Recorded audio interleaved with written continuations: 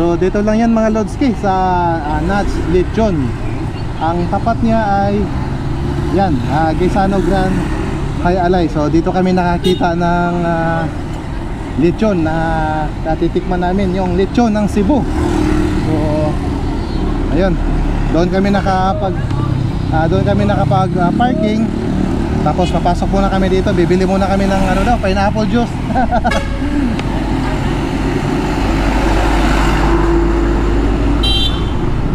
Hoy, munti ka na si Bossing. Singit-singit siya eh. Tapos withdraw muna kami dito sa loob. Tapos didiretso kami ng Temple of Lia dito sa Cebu Tops. Oh, shoutout kay sir. Ito sir, singalan mo sir? Jose Pilare Jr. Okay, shoutout kay sir Jose Pilare Jr. Oh, dito sa Cebu City. Ayan, kailangan muna natin mag-withdraw dito sa loob. Sir, thank you. Boss, thank you. So, ayan mga Lodski, papunta na tayo ngayon sa Temple of Lia dito sa may Cebu Tops, kung tinatawagin nilang Cebu Tops. So madadaanan lang din kasi namin yan papuntang Toledo Port, doon sa kabilang side naman ng Cebu. Ayun, mga lechon at saka puso dito, marami pala. So nakakahanap kami ng lechon dito sa may sa may tawag dito sa tapat ng Gaisano Grand Hay Alay dito sa Cebu. Kasi nung pinupuntahan namin dyan sana sa may kabila, nung una natin pinupuntahan kanina, parang yung mga nagtitinda dati parang sarado na sila. Yun nga lang, kaya nagtatanong tayo sa mga taga rito, mga locals dito, kung saan tayo pwede pang makakatikim ng mga lechon baboy. So dito ang turo nila sa atin kasi mas malapit. Tapos yung iba sana ang nagsasabi mas marami daw sanang lechon talaga doon sa Karkar, Cebu. Kaso nandito na kami at malayo na yung Karkar, Cebu, nasa mga more than 30 kilometers mula dito. So pinili na lang namin yung mga lugar na malapit lang, na madali lang namin mapuntahan. So yun nga, napunta kami doon sa tapat ng Gaisano Grand Hay Alay dito sa Cebu. So nandito na tayo sa may Bacalso Avenue. So kakaliwa tayo ng Birama Avenue, tapos dire-diretso na yan paakyat ng Cebu Tops. Diretso Guadalupe, kaliwa Banana, going to Banana.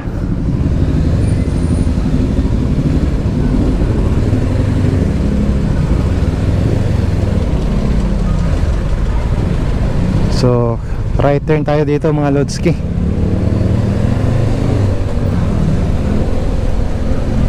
No stopping ito, wala namang nakalagay na no right turn on red signal. Wala naman. Kaya diretso tayo. In 500 meters, turn right on Don Hill Garcia. Minsan kasi may mga kanto mga Lodski na bawal kumaliwa dito eh. Pero naglalagay naman sila ng signage na no right turn on red signal if ever. Turn left on Escario. Oy, traffic. Naknang.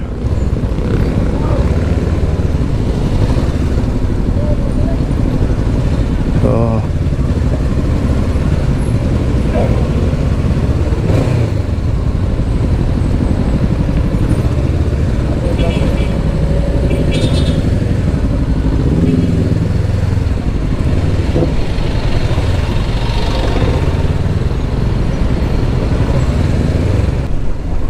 ang laki talaga ng Cebu pala eh, no?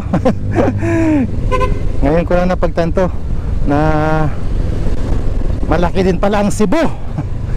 Ang Cebu City, akala ko parang katulad lang din ng Davao City, na paglagpas natin ng city proper ay ano na siya, may mga diversion na sa mga gilid-gilid. May araw kasi dito mga Lodski na going to Kapitolyo. Hindi ko alam kung nandito yung Kapitolyo ng Cebu City o madadaanan ba natin yung mismong Kapitolyo ng Cebu City. Marco Polo Plaza. So paahon na kami mga Lodski. Medyo paakyatan na itong kalsada na to. Ayun, parang may mga tower doon sa unahan, no? Yun yata yung Temple of Leia. Ayun, no? May building na sobrang malaki doon sa itaas. At saka medyo malamig na rin yung hangin dito kahit mainit yung panahon. Pero yung hangin na tatama sa ating balat ay malamig na. Kaya sinyalis na nasa itaas na tayo na parte ng lupa. Okay. So tatawirin natin ang buong Cebu. 300 meters. Turn left on Roosevelt.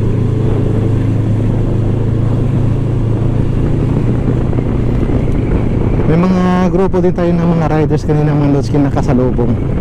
Mga classic bike yung dala nila.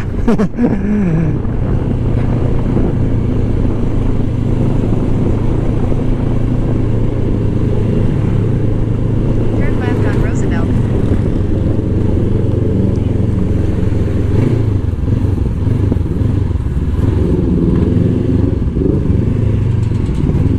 Yeah.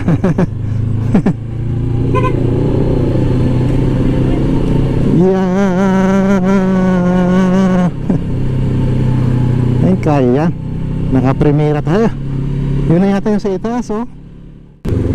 Buti na lang weekdays tayo nandito kasi hindi masyadong siksikan. Wala masyadong mga pumupunta dito. Ang laki, oh.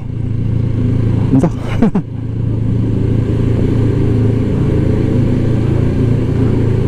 You've arrived. Destination is on your right.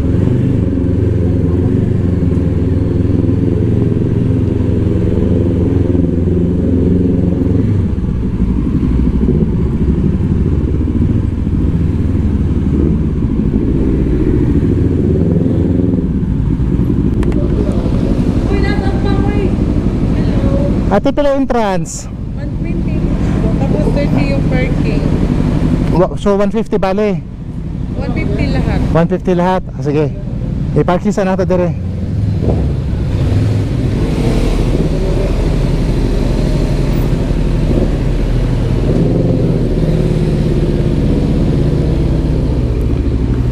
So bali yung yan yung rates nila mga Lodski pag weekdays 120 tapos magbabayad tayo ng 30 peso parking para sa mga motorsiklo.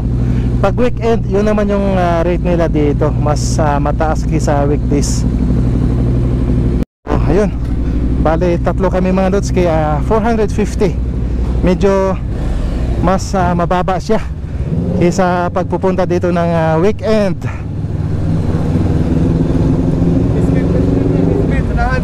Unahan pa. Basement daw. Sa basement daw ang mga motor. Ayun. At least dito ano hindi mainit. Dito ang parking ng mga motor.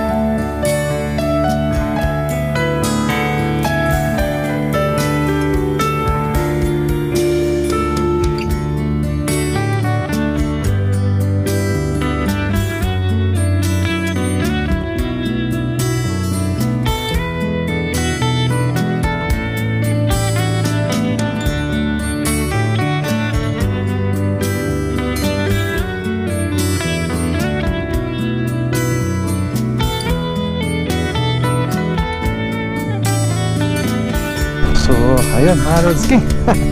Grabe, ang ganda dito. Kitang-kita mo yung buong Cebu City dito sa Temple of Leah. So ngayon papunta tayo ng dito lang sa unahan mga Lodski, yung tinatawag nilang Cebu Tops. So mas mataas pa dito siguro kasi Cebu Tops siya eh. Buti na lang din madadaanan lang to. Papunta namin ng Toledo, kung saan sasakay kami ng barko papuntang San Carlos City, dyan sa may Negros Province. Grabe, lalaki ng mga poste oh. Ang ganda ng pagkagawa. So dito kakaliwa tayo. Yung pinanggalingan natin mga Lodski, yung papuntang kanan, yan yung pinanggalingan namin. Papuntang Cebu City yan. So dito tayo pa kaliwa. May truck, malaki. Bawal mag-date dito. Sabi naman yung nakalagay na ano doon, bawal mag-date talaga. Malamig ang hangin. Malamig ang hangin. Ang taas-taas na namin. Ito na, ito na. Papaos na ako kakasigaw.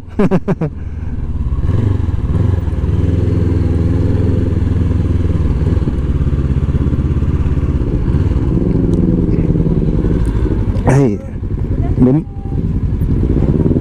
good afternoon. Ano na ba yung difference, sir? 100 100 per per person.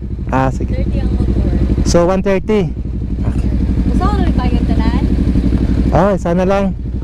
390, sir. Sige. 100 per person plus 30 parking, so 390. 390. Yes, sir. Ito.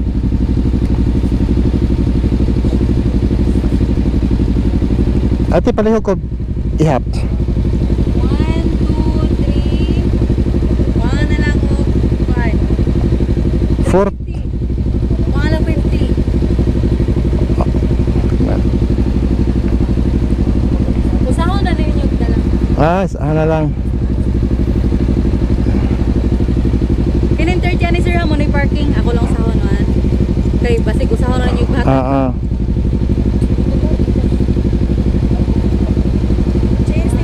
Thank you.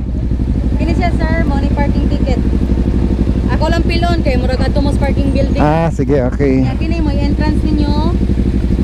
Ano ihatag sa parking ticket ha? Entrance ticket ninyo mo na ipakita igsoon niyo sa tabs. Sige, sige. Okay. Ayaw bibilin yung ticket kaya di mo kasud wala na. Ayaw mo ba? Okay, thank you. Diretso na lang. Gasa mo mo parking. May mga restaurant diha. Na sir, daghan. Thank you. Thank you. Bye.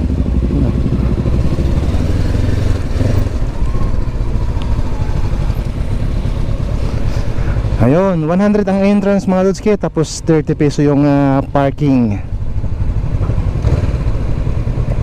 Sa baba daw ang parking.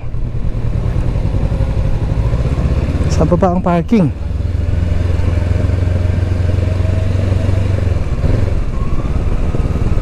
Bakit parang malayo?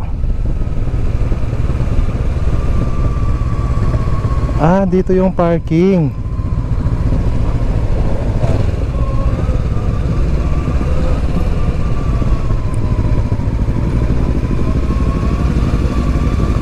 Malayo pala yung parking doon sa building.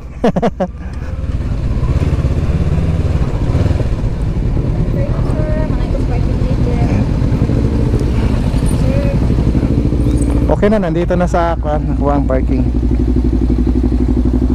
Okay na. Parking.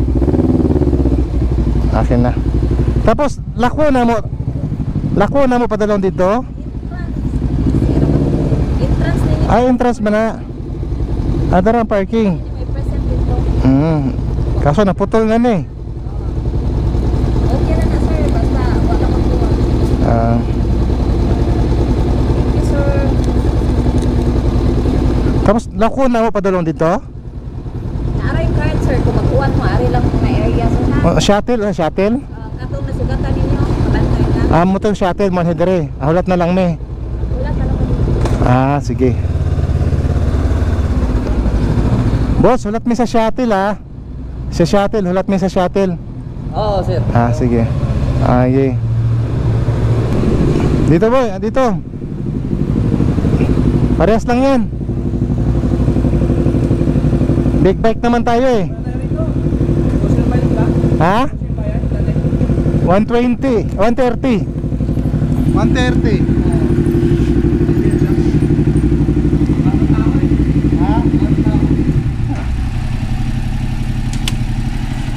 Parang ganun din pala doon sa kabila, no? Mataas na dito. Ayun, may sundo na kami.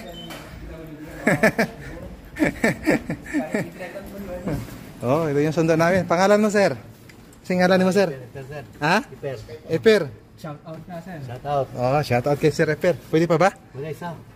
Sir, dire, tara, kasya na. Okay. Oh. Dog ka na eh.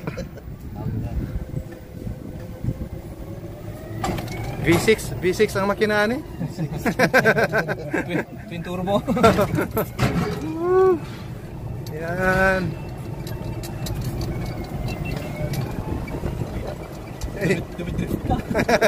Mga banking pa.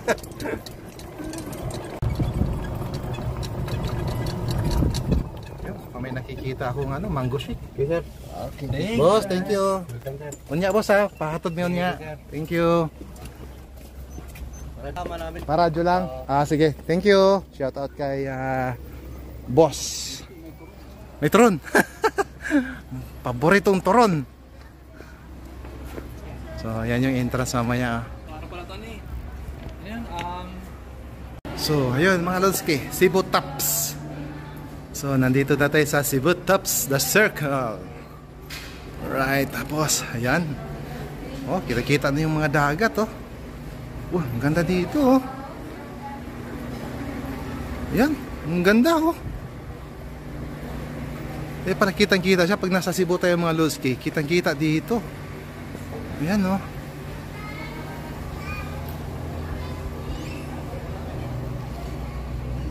Ayan. Wow. Ang ganda.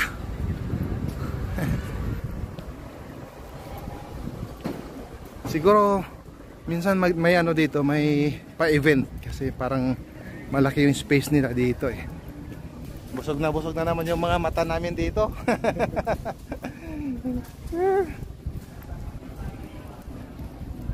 Ito mas mataas talaga kaysa doon sa Temple of Lea. Mas mataas yung lugar dito. Ayan, oh. Sobrang taas. para SM Baguio, boy. Ha? SM Baguio.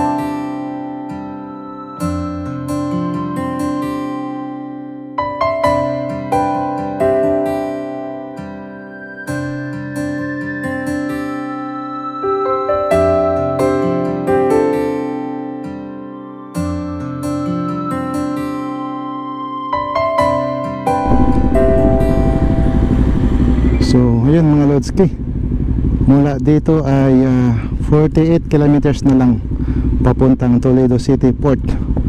So sabi ni Waze, yung ETA natin doon ay 3:35 ng hapon. So meron pa tayong 1 hour and 20 minutes. Maganda naman siguro ang kalsada dito kasi ang sabi nila marami daw mga riders na mga pumupunta. So ibig sabihin maganda yung kalsada. Ang ganda din dyan, oh. Pag nandun sa kabilang bundok mga Lodski, kita-kita yung kalsada dito. Tapos ang daming mga riders, oh, kumakain. Tsaka halos puro mga restaurant yung mga nandito.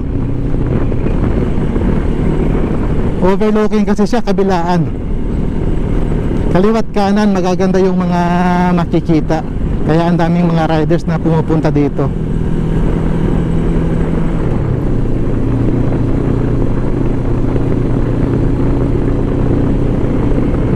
At saka ang ganda pa ng kalsada dito. Kaya yun, no? Ang daming mga nakikita.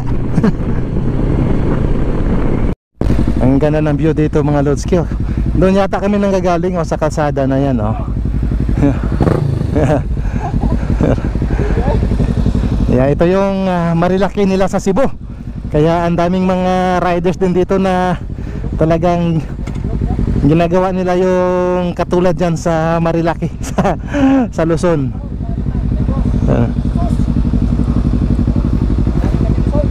Ako, ikang kating class.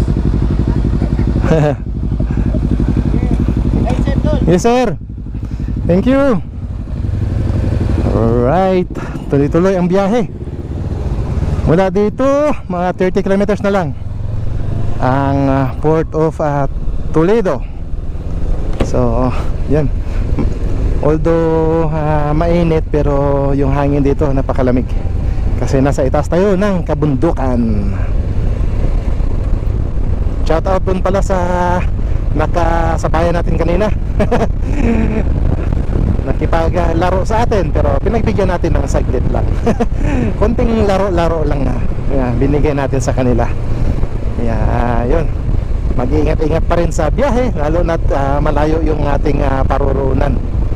Para dun sa mga Lodski natin na naglalaro dito sa Marilaki of Cebu. Bomba daw, kawawa na si 03. So shout out sa inyo. Shout out mga kababayan, mga Cebuanos. Gaisano Town Center, Balamban, Cebu. Mayong hapon, Balamban, Cebu. So nandito na tayo mga Lodski. Kung makikita natin dyan sa highways ay malapit na tayo sa dagat, sa kabilang side. Kung kaninang umaga nandun tayo sa kabilang side ng Cebu, ngayon andito na naman tayo sa likod. So ang dagat naman dito ay nasa bandang kanan, kasi papunta tayong bandang south.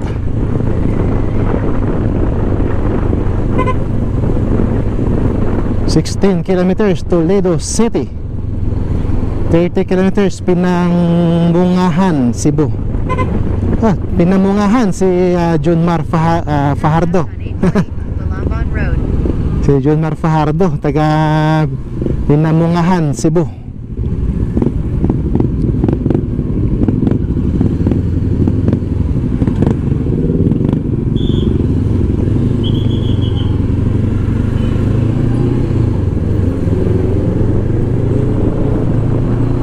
So ito yung town proper ng Balamban, Cebu mga Lodski. So dito ay Toledo City na. Shout out sa mga kababayan ko dito sa Balamban, Cebu. Mayong hapon kaninyong tanan. Welcome to Toledo City. So we are now ready in Toledo City. Time check 3:09 ng hapon.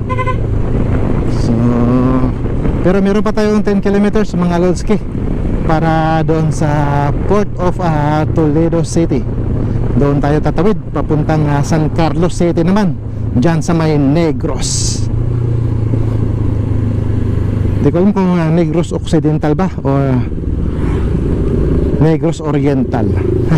Basta sa isla tayo ng Negros tatawid. Nagunat si kuya. So ayun mga Lodski, 2 kilometers na lang papuntang Toledo Port. So nandito tayo sa Toledo City proper. Buti hindi masyadong traffic dito, or nasa labas lang tayo ng city proper, kaya hindi madikit yung traffic.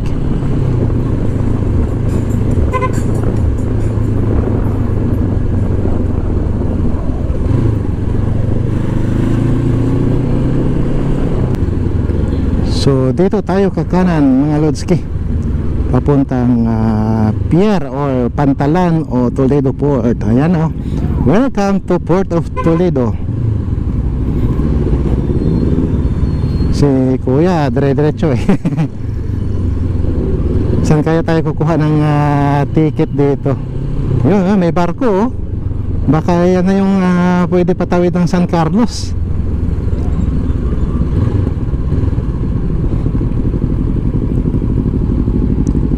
Okay mo sir. Boss, padala San Carlos, asa man wag ticket? Iya kanin palargas. Why lang nyo dyan sir ay? Rasta siligya. Light ferry. Sunod po alas 6 light ferry. Kung di pagkasakay karon. Pero Street jam ni sir. basta makahabol pa. Oh, maghabol. Asa man dapit? Sir, ipakwa nila para man. Asa man dapit ang ticket office? Tapan na sa Miguel sir. Oh. Tapat San Miguel. Sige. Welcome to Port of Toledo. Sir, thank you. Oy, madala ra to sa. Ipase lang ako na pila na.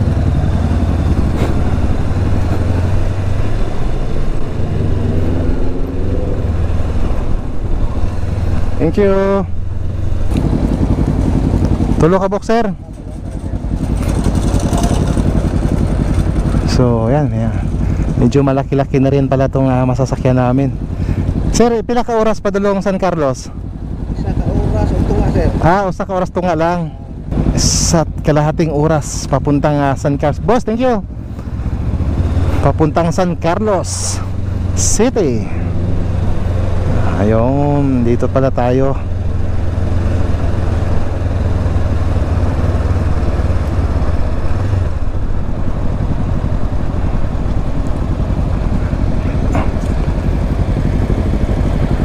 Ayan, Light Ferry 1. Ang bilis ng takbo namin ngayon mga Lodski. Kasi tingnan mo yung mga mga sasakyan na 1, 2, 3, 4, 5, 6, 7, 7 maliliit na 4 wheels lang ang karga nitong barko. Plus yung mga motor, 5 motor. Kaya sobrang bilis ng takbo namin. 1 hour and 30 minutes lang tayo, 1 hour and 30 minutes. Ang bilis ng takbo. Alright, welcome San Carlos City. So, ayan yung pier nila mga Lodski. Maluwag na maluwag. Wala masyadong mga barko ngayon. So, eksakto 7:52 ng gabi. Nakalabas kami dito sa port ng San Carlos City, dito sa Negros. In 300 meters, turn left on Lagan. Siguro maghahanap muna kami ng makakainan dito para mayroon kaming lakas papuntang Bridco Port, dyan sa may Bacolod. Saan kaya masarap kumain dito? Yung huling kain namin kanina, yun pa yung branch namin doon sa Cebu City. Yung kumain kami ng masarap na lechon. Turn left on Lagan. Lift tayo dito.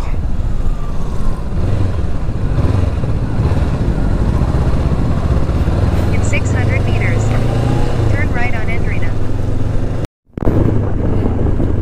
Bakit parang ang aga naman ng natahimik yung lugar nila dito?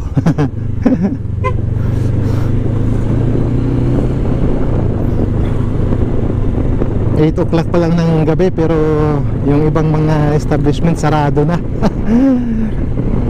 Hindi naman siguro delikado ang pagbiyahe dito mula sa San Carlos City papunta dyan sa may Bacolod. Kasi mukhang maganda naman yata ang kalsada dito. This is my first time in San Carlos City. So maghanap na lang muna kami ng makakainan. Saan kaya masarap kumain? Mukhang maganda naman yung kalsada Sana all the way papuntang Bacolod ay maganda ang kalsada.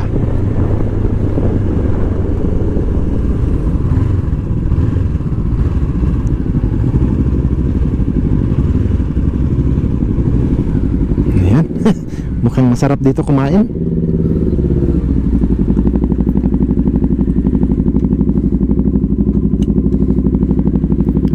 May malaking kaldero, masarap daw ang pagkain eh. Pag may malaking kaldero, masarap daw ang pagkain. Sabaw. May kalabaw dyan. Ay,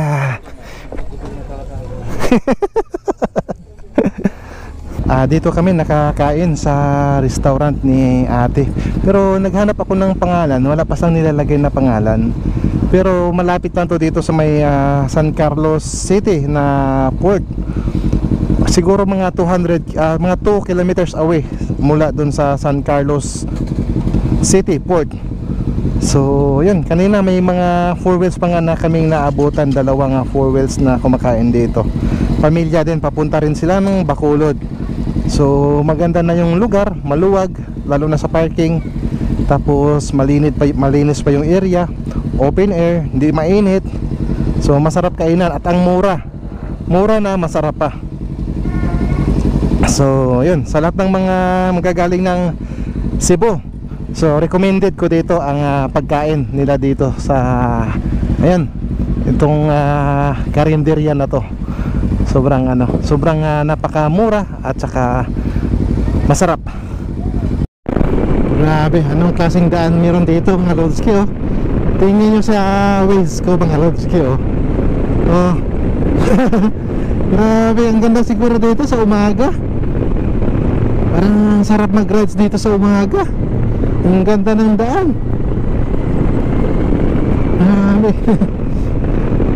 Sayang at gabi tayo dumating dito. Kung umaga sana tayo napadaan.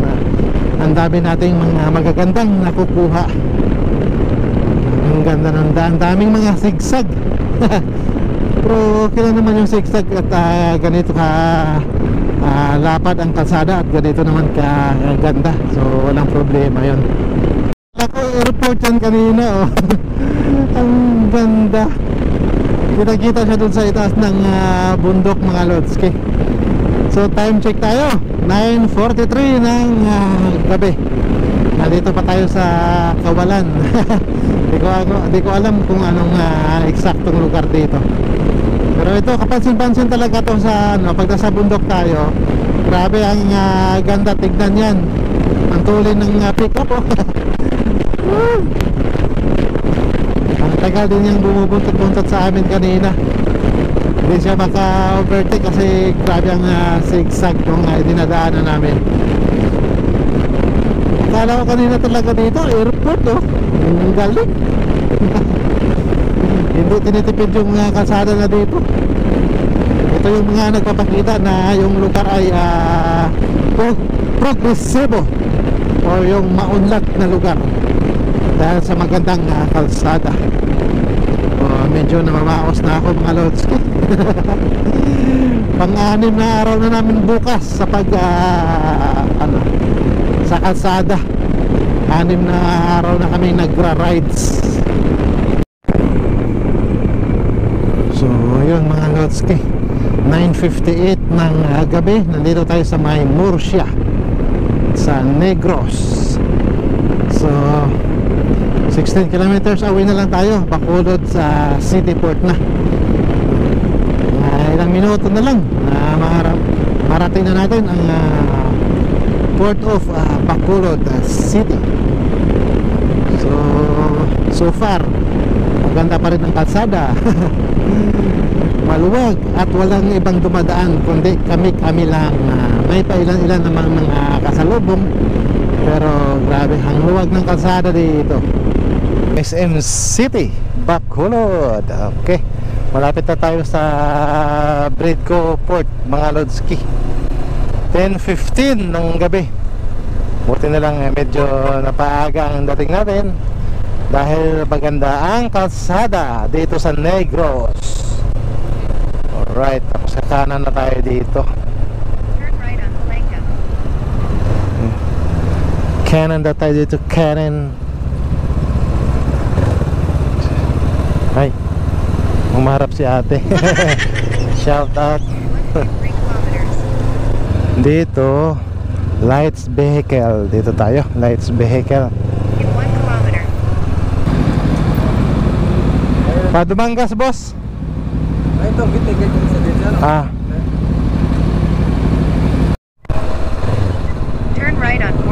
Sa kabila, boss. Okay.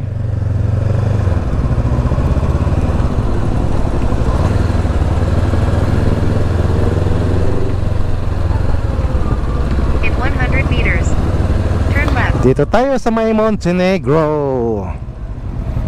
Alright. So, ito, mag-i-start na ito maglo-loading. So, yun mga Lodski, 12:48, nakakalabas kami dito sa may sa barko. Yeah. So, maghanap daw muna kami ng makakapihan, siguro somewhere dyan sa ating madadaanan.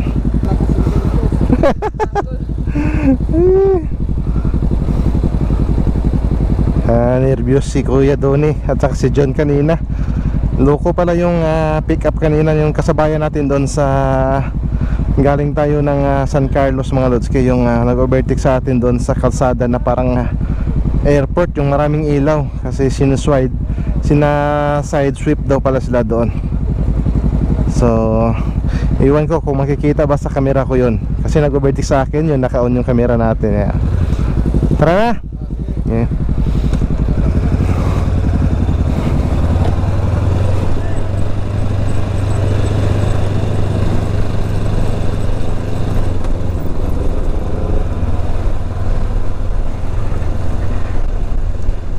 Sana hindi uulan.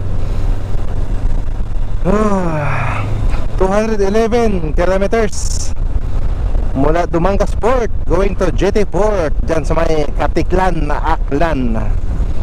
So In 300 meters, turn right on Ilonis. ito yung medyo mahaba-habang bibiyahin namin simula nung umalis kami sa Cebu City. Kasi nung Cebu City papuntang Toledo City kanina ay less than 100. So ito ang medyo mahaba-haba. Kasi naman yung San Carlos City Port papuntang Bacolod Port ay Turn right on Ilonis sa Town de Loyan hanggang saan ba tayo? Diretso. Yung San Carlos Port papuntang Bacolod Port kanina ay nasa 82 kilometers lang. 6 kilometers. Medyo mabaho dito Iba yung bakit parang iba yung amoy dito? Ano kasi ito, yung bakawan Kaya medyo ang baho. Medyo malangsa. Bilisan natin konti. Ito naman kaming 6 hours, pero ang sabi ni Waze ay 4:30 ng umaga ang dating namin doon, kung tuloy-tuloy ang aming biyahe. Pero kung aantukin kami, siyempre hindi namin pipilitin yung takbo namin, lalo na galing din kami sa malayong biyahe, pagod na yung katawan namin. So aasa lang kami ngayon sa kape-kape. Hindi natin pipilitin pag hindi natin kaya. Importante yung safety. Parang kami lang yung dumadaan dito mga Lodski. Pero kabisado ko naman dito. Last time kong daan dito mga Lodski, yung nag-Philippine Loop tayo, Vismin Loop. Tapos naabutan tayo ng gabi dito din ulit sa Iloilo. Pero mas maaga ngayon kasi nung dumating ako dito sa Dumangas ay 3 o'clock ng madaling araw. Kaya dito ako nagpapalipas ng gabi. Parang ito yata yun. Ito Tourist Inn. Yan. Dito ako nagpapalipas ng gabi nung ako ay Visayas Mindanao Loop. Grabe, umaga na mga Lodski. Andito na tayo sa Katiklan Airport. Ayan sa ating bandang kaliwa, airport yan. Ang ganda talaga dito. 5:23 na ng umaga. Andyan yung Boracay, yung isla ng Boracay. Welcome Municipality of Malay. So nandito na tayo sa Municipality of Malay, Aklan. masakit na yung lubot ko. Naantok na ako. Iba yung takbo ko kanina, mga 4:30. Parang parang napipikit ako. Lapit na tayo. 930 kilometers na lang. 930 meters na lang.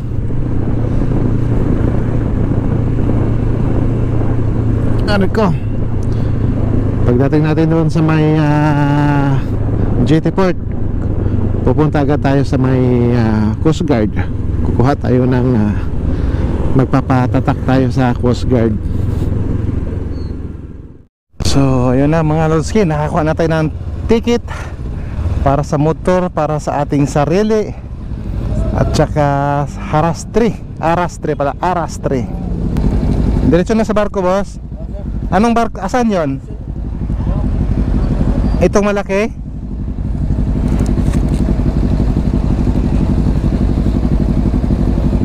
Tapos yung ticket na nakuha natin mga Lodski, pag motor papuntang Batangas mula dito sa Katiklan, ay ang bayad ay 5,700. Hindi pa kasama ang driver niyan mga Lodski. So depende na sa inyo kung anong ticket ang kukunin. Kung regular ay 1,800, pero kung gusto ng aircon ay 2,200. Diretso na? Yes sir. So ito yung barko natin, Starlight. Tapos babayad ng Arastre. So nasa 8,000 ang gastos pagpapunta ng Batangas. Pero kung hindi naman nagmamadali ay biyaheng Mindoro na lang. Siguro almost kalahati din ang matitipid.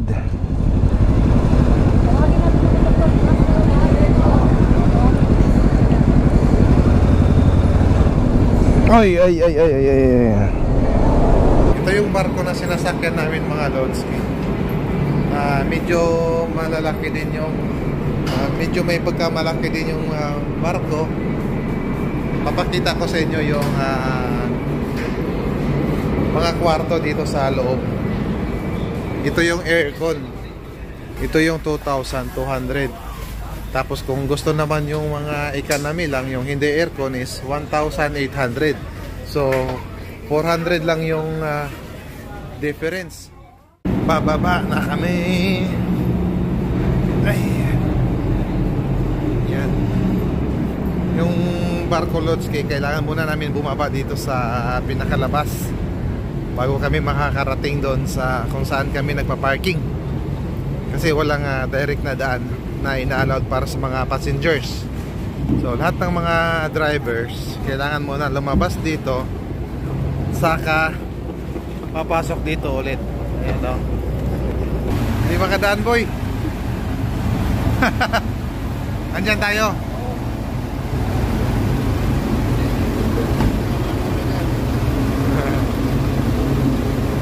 Walang daan. Sikip. Labas muna tayo. Labas muna tayo doon. Oo. Saka ang init dito. Makakadaan doon. Sorry. Kami makakadaan doon. Dikitan yung mga parking ng mga sasakyan. Kaya labas muna kami dito. Papalabasin muna namin yung mga nakaparada dito sa bungad. Yeah. Nalaki ng mga trucks na katabi namin.